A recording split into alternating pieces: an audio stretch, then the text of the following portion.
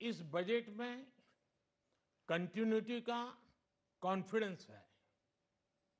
ये बजट विकसित भारत के चार स्तंभ युवा, गरीब, महिला और किसान सभी को एम्पावर करेगा।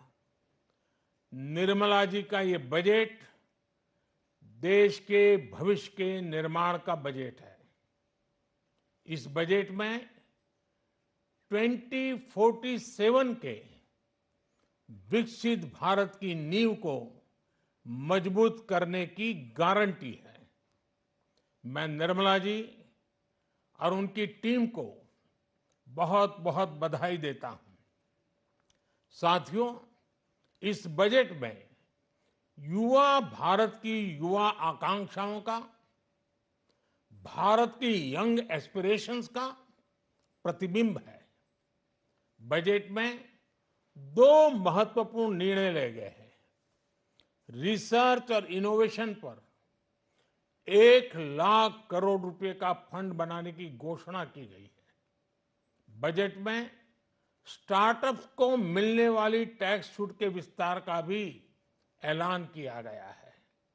साथियों, इस बजट में फिस्कल डेफिसिट को नियंत्रण में रखते हुए कैपिटल एक्सपेंडिचर को 11,11,111 करोड़ रुपए की ऐतिहासिक ऊंचाई दी गई है।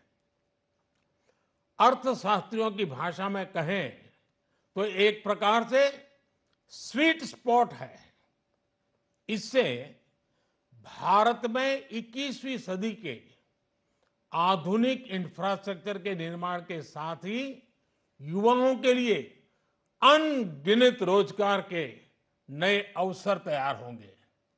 बजट में वंदे भारत स्टैंडर्ड की 40,000 आधुनिक बोगियां बनाकर उन्हें सामान्य यात्री ट्रेनों में लगाने का ऐलान किया गया है।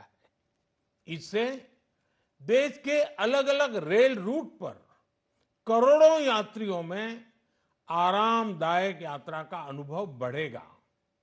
साथियों, हम एक बड़ा लक्ष्य तय करते हैं, उसे प्राप्त करते हैं और फिर उससे भी बड़ा लक्ष्य अपने लिए तय करते हैं। गरीबों के लिए हमने गांवों और शहरों में 4 करोड़ से अधिक घर बनाए। अब हमने 2 करोड़ और नए घर बनाने का लक्ष्य रखा है। हमने 2 करोड़ महिलाओं को लखपति दीदी बनाने का लक्ष्य रखा था। अब इस लक्ष्य को बढ़ाकर 3 करोड़ लखपति दीदी बनाने का कर दिया गया है। आयुष्मान भारत योजना ने गरीबों की बहुत मदद की है। अब आंगनवाड़ी और आशा वर्कर, उन सबको इस योजना का लाभ मिलेगा। साथियों, इस बजट में गरीब और मध्यम वर्ग को एम्पावर करने, उनके लिए आय के नए अवसर बनाने पर भी बहुत जोर दिया गया है।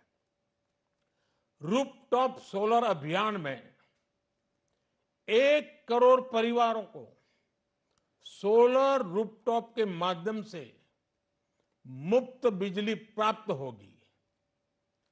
इतना ही नहीं, सरकार को अतिरिक्त बिजली बेचकर लोगों को 15 से 20 हजार प्रति वर्ष की आय भी होगी और ये हर परिवार को होगी। साथियों, आज जिस इनकम टैक्स रेमिशन स्कीम की घोषणा की गई है, उससे मध्यम वर्ग के करीब 1 करोड़ लोगों को बड़ी राहत मिलेगी। पिछली सरकारों ने सामान्य मानवी के सिर पर दशकों से ये बहुत बड़ी तलवार लटका कर रखी थी। आज इस बजट में किसानों के लिए भी बहुत महत्वपूर्ण और बड़े निर्णय लिए गए हैं। नैनो डीएपी का उपयोग हो, पशुओं के लिए नई योजना हो, पीएम मत्स्य संपदा योजना का विस्तार हो और आत्मनिर्भर ऑयल सीड अभियान हो। इससे किसानों की आय बढ़ेगी और खर्च कम होगा। मैं एक बार फिर सभी देशवासियों को इस ऐतिहासिक बजट के लिए शुभकामनाएं देता हूं। बहुत बहुत धन्यवाद।